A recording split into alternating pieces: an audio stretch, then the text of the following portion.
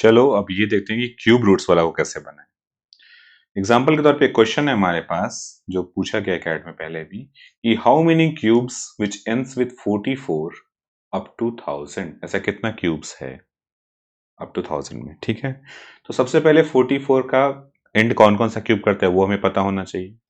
Example के तौर पे जो 14 का क्यूब है उसके अंत में 44 आता है। क्यों आता है? क्योंकि ये 2744 है, ये 2744 होता है, अंत में 44 आता है। तो पहला तो 14 पे आ जाएगा, लेकिन इसके बाद कब कब रिपीट होगा। तो हम एक काम करते हैं, हम देखते हैं कि जो 50 प्लस माइनस 14 वाला फॉर्मूला यहाँ फिट बैठेगा कि नहीं बैठेगा क्यूब पे। तो अगर 50 का क्यूब करें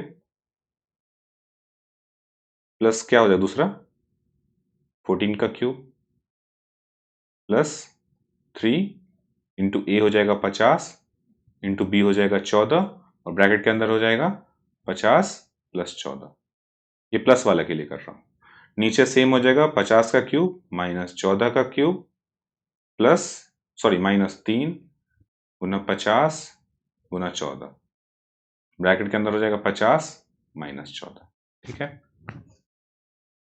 अब जरा ध्यान से समझते हैं। क्या समझना है कि ये 3 जीरो हो जाएगा यहाँ पे, मतलब अंत में 2 जीरो है, तो ये तो कुछ कंट्रीब्यूट कर नहीं रहा है लास्ट 2 जीरो में।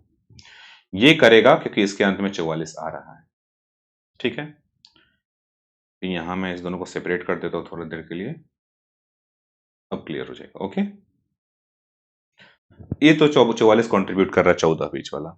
अब 3, 50 और 14 ये दोनों ऑड है ना, दोनों इवन है ना, तो यहाँ पे डबल जीरो आ जाएगा बाहर में, और अंदर चाहे जो भी हो बाहर में डबल जीरो आ गया।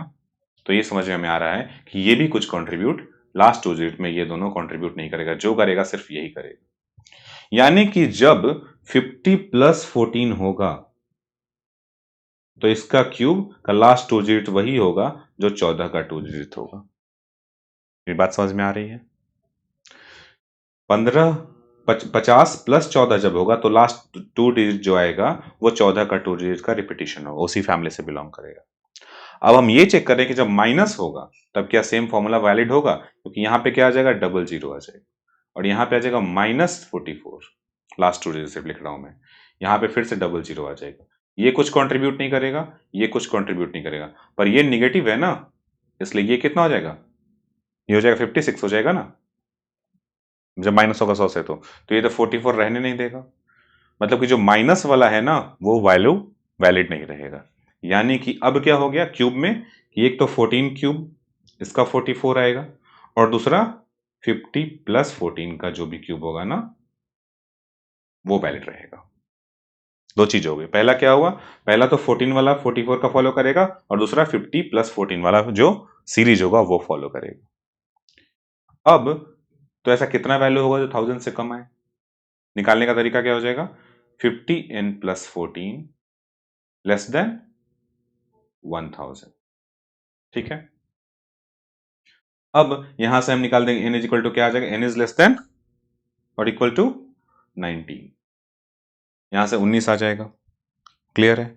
अब 19 आ गया तो 19 तो ऐसा नंबर हो जो होगा जो 50 प्लस 14 वाला सीरीज को फॉलो करेगा, और एक बचा हुआ यहां 14 है, टोटल ऐसा 20 वैल्यूज होगा जो 1000 से कम होगा, जो लेस देन 1000 होगा, लेकिन उसका क्यूब रूट 44 में एंड करेगा। बात समझ में आई? चलो अब सवाल यही छोड़ देते हैं, लेकिन थोड़ा सा चेंज करते हैं। क्या? जैसे 13 का स्क्वायर, 13 का जो क्यूब होता है वो होता है 2197, तो क्या 50 प्लस 13 भी वो सीरीज फॉलो करेगा? तो अगर इसका क्यूब करेंगे तो क्या आएगा, तो इसका क्यूब करके देखते हैं पहले। 50 का क्यूब प्लस 13 का क्यूब प्लस 3 इंटू 50 इंटू 13, और ब्रैकेट में ए प्लस बी करना है ना, इधर हो जाएगा 50 प्लस 30। ठीक है, ये हो जाएगा यहाँ 63, और यहाँ हो जाएगा, ये दोनों ऑड हैं और ये भी ऑड है, तो ऑड इंटू ऑड क्या होता है, ऑड, और ऑड इंटू ऑड क्या होता है, वो भी ऑड होता है। तो यहाँ पे सिर्फ एक ही जीरो रह जाएगा ना, क्योंकि 50 है, कोई इवन नंबर तो है ही नहीं। तो जब यहाँ पे कोई ऑड नंबर होगा ना तो ये 50 पर ही वैलिड नहीं होगा। क्यों नहीं होगा? क्योंकि ये तो कंट्रीब्यूट करेगा, 000 यहाँ पे आ जाएगा, तो यहाँ तो लास्ट 2 डिजिट जो है वो 00 है, यहाँ पे 97 है, लेकिन ये जो गेम कर रहा है ना, ये चेंज कर देगा वैल्यू को, क्योंकि यहाँ पे 00 नहीं आ रहा है जो इवन के कंडीशन में आ रहा था। क्योंकि यहीं पे अगर ये 3 गुना 50 और गुना 14 लिख देंगे ना, तो इस दोनों को 50 दूनी 100 कर देगा, यहाँ पे अल्टीमेटली 00 आ जाएगा बाहर में, और फिर लास्ट 2 डिजिट में कुछ भी कंट्रीब्यूट नहीं करेगा। मतलब कि अगर 13 का सीरीज देखा, 13 का क्यूब अगर 2197 है, तो 50 माइनस 13 तो नहीं ही आएगा। 50 माइनस 13 का क्यूब तो 97 में एंड नहीं ही करेगा, क्योंकि 14 भी एंड नहीं कर रहा, लेकिन 50 प्लस 13 भी एंड नहीं करेगा क्यूब में। बात समझ में आ रही है? तो ये तो फेल हो गया। अब हम 100 पे चेक करेंगे कि क्या 100 प्लस 13 वैलिड होगा। तो 100 प्लस 13 का क्यूब देख लेते हैं। तो पहला हो जाएगा 100 का क्यूब प्लस 13 का cube plus 3 into a square, यानी 100 का square into b 13 plus 3 into 100 a into b square हो जाएगा 13 का स्क्वायर। ठीक है, अब ये तो 00 आएगा, लास्ट खत्म, ये कुछ कंट्रीब्यूट नहीं कर रहा। इससे 97 आएगा, ये भी 00 आ गया, कंट्रीब्यूट कुछ नहीं करेगा। ये भी 00 आ गया, ये भी कुछ कंट्रीब्यूट नहीं करेगा। अब इससे क्या क्लियर हो गया? इससे ये क्लियर हो गया कि 100 प्लस 13 उस सीरीज को फॉलो करेगा, क्यूब जो होगा उसका लास्ट डिजिट 97 ही आएगा। पर क्या 100 माइनस 13 भी फॉलो करेगा? तो इसको भी चेक कर लेते हैं। यहां आ जाएगा 100 का क्यूब माइनस 13 का क्यूब प्लस, सॉरी माइनस, एक माइनस होगा स्क्वायर वाला, एक प्लस होता है ना, तो ध्यान रखना, जो पहला वाला होगा वो माइनस में जाएगा। 3 इंटू 100 का स्क्वायर इंटू 13 और प्लस 3 इंटू 100 का, और इधर हो जाएगा 13 का स्क्वायर।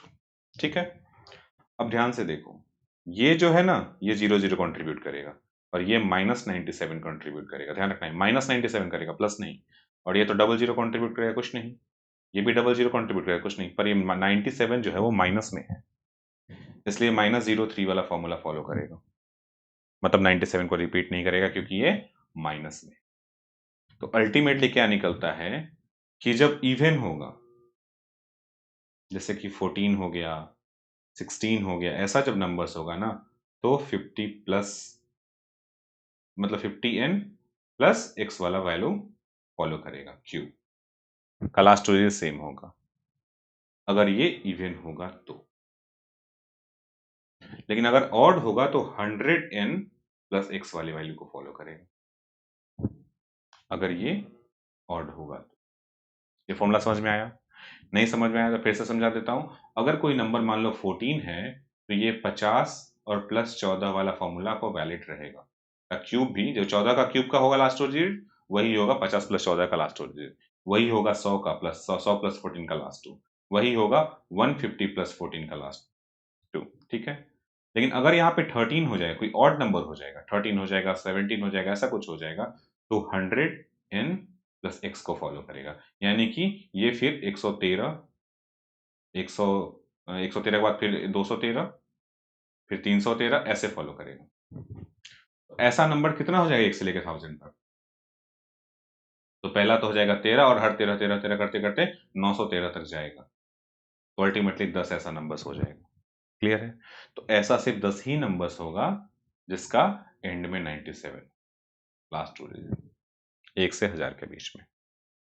मेरी बात समझ में नहीं है तो फिर से एक बार समझाता हूं कि अगर पहले तो अगर समझ में नहीं है तो क्या करना है, समझ में नहीं है तो उससे पहले ट्राई करना है, और अगर टाइम नहीं मिल रहा है तो ट्राई नहीं करना, छोड़ देना है।